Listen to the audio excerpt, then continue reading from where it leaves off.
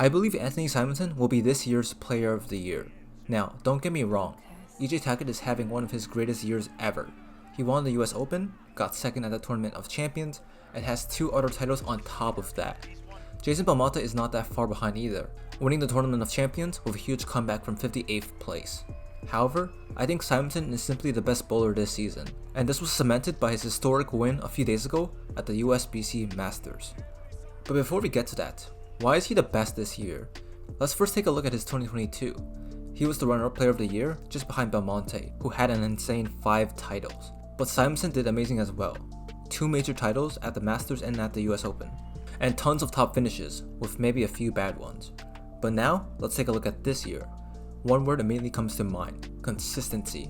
He pretty much has no bad tournaments, placing top 10 in every tournament this year, and top 4 at every major. He already has 1 title at Wichita, and now he has 1 at the Masters.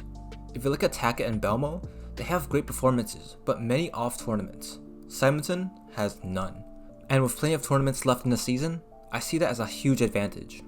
To put this in perspective, here are the average placements per tournament of these top 3 Player of the Year candidates. It's obvious to see who's the outlier here. This all leads to this year's Masters. Simonsen already won last year, which is a huge advantage. In this tournament, the top 64 players in qualifying make the bracket. However, if the previous year's winner didn't make it, they will actually take the 64th spot, regardless of how they do. So there wasn't really much pressure on Simonsen to get a high seed in the qualifying rounds, because he already qualified, and he could almost treat qualifying as practice for the bracket portion of the tournament. He finished with a solid 217 average at 29th place. But now onto the brackets. For the brackets, I don't remember when I've seen a more dominant performance. Last year, he won every single bracket matchup up until he lost to Norm Duke, who earned the top seed. This year, however, he somehow did even better. 766 to beat Russo, 705 to beat Lung, 731 to beat Williams, 692 to beat Oviatt, 769 to beat Vi, and an insane 845 to beat Martel for the first overall seed, which included a 300 game to finish. In total, he averaged 751, or 250 per game. I struggled to get 250 on a house shot, but he averages over 250 on a sport shot at one of the hardest tournaments to win. After this dominating performance, all he had to do is win at least 1 of 2 matches on television. If he did, it was major number 5 for him. So before we analyze his final game, let's look at the games of the stepladder that led to the title match. The first match is between Sean Rash and Kyle Sherman. Both of them are playing the lanes pretty straight with pretty strong balls, but in different ways. Sean is throwing it faster and straighter, while Kyle is throwing it a bit slower with a bit more curve. Kyle's first shots are all perfectly executed and flush, while Sean's shots are going a bit light. And this is true on both lanes. So let's see how he adjusts here. On the left lane, he moves right a tiny bit and keeps his target the exact same. This allows the ball to hook a bit more and closes down his angles just a bit. Even though the ball was still light, this adjustment gave him a strike. On the right lane, he makes a similar adjustment moving right, but he doesn't keep the same target, he actually moves that right as well. I think this is because his last shot on this lane was not that bad, so if he just made a small move right with both his target and his feet, it should be enough for a strike, and it was. After a couple of good strikes, Kyle finally gets his first issue, which is this 10 pin right here. And you can see why watching it back. The ball is not driving through the pins and it's more deflecting off the head pin. To fix this, Kyle switches to a slightly weaker ball and plays a pretty similar line. The idea is to get a different ball reaction, and that seemed to do the trick. From here, both of them are pretty accustomed to the lanes, so it's pretty much a strike fest. Sean Rash misses one shot a bit to the left and it goes high, and this shot pretty much ends the match. But let's watch these last few shots by Kyle. On the right lane, it goes high. Left lane, Gem looks okay, but when he switches to the darker ball that I used on the right lane, the Infinity Physics, it goes high again. Keep note of this for his next match. For the next match, Kyle faces Michael Martel, who's a lefty. He has some early struggles with the right lane going a bit high and the left lane going way too light. For the right lane, he doesn't adjust and just throws the same shot and strikes. That's pretty smart because the ball motion was good on the last shot, but just a bit unlucky, so there was really no reason to change. For the left lane, he makes the same exact move that Sean Rash made. Move left, but keep the target the same. This way it closes his angles and has the ball hook a bit more, which is just enough for a strike. As for Kyle, he immediately starts struggling on both lanes with both shots going high. And not just high, these shots are going really high.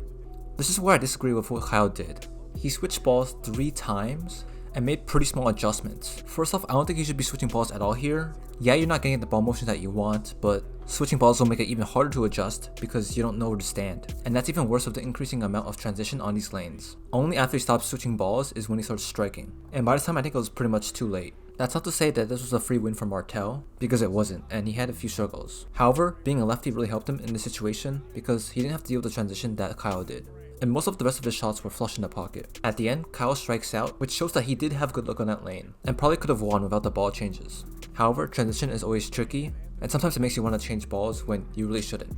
As for Martel, I think he tries a weaker ball here, but luck isn't that great. So as shown by Kyle's mistake, there's no point to really switch. Finally, Martel faces Simonsen. And again, the new format allows Simonsen to lose one match and still possibly win with another match. Simonsen's going to go with a pretty similar line that got him his 250 average during the brackets, which is just slightly deeper of Kyle Sherman. This is great, so he doesn't have to deal with as much transition as Kyle did.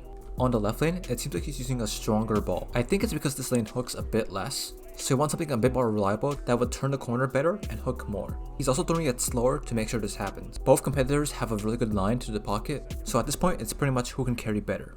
Martel goes high for one shot and leaves a 6 pin, and because it's a good shot, he doesn't really adjust much, maybe move his target a tiny bit to the left, but his next shot was a strike. Simonsen gets a few light pocket shots that both seem to leave 10 pins, but he gets a bit lucky here. For his next 2 shots, he makes sure the ball doesn't go too far right, that way the ball is closer to the pocket and has a higher probability of striking, and he aces his D shots. Martel had a high shot before, but in his next 2 shots they go even more high. He was starting to face his own transition, and I'm not sure why, but he starts to move left even more, which might make the ball hook more. And because of this untimely transition, his ball kept going high when Simonsen's ball was hitting pocket every shot. So with the transition, Martel was running out of time, so it's obvious who the winner was. So from these matches, I have 2 main takeaways. First off, it's not bad to ball change, but when you do, you should be decisive. Because Kyle switched way too much, I think it made it harder for him to adjust, and he wasted a lot of frames trying to figure out how to strike. My other takeaway is to look out for transition early, and immediately act upon it. In the Tournament of Champions, whenever Belmo's ball went high, he immediately makes a pretty big jump left, and slows down his ball speed. However, for many bowlers on this show, whenever they went high, they made a really small adjustment, which often resulted in another high shot. So thanks for watching this video, and huge congrats to Anthony Simonsen. I still think there's a lot left in him for the rest of the season, and with everything he has shown so far, I think he's the guy to beat for Player of the Year.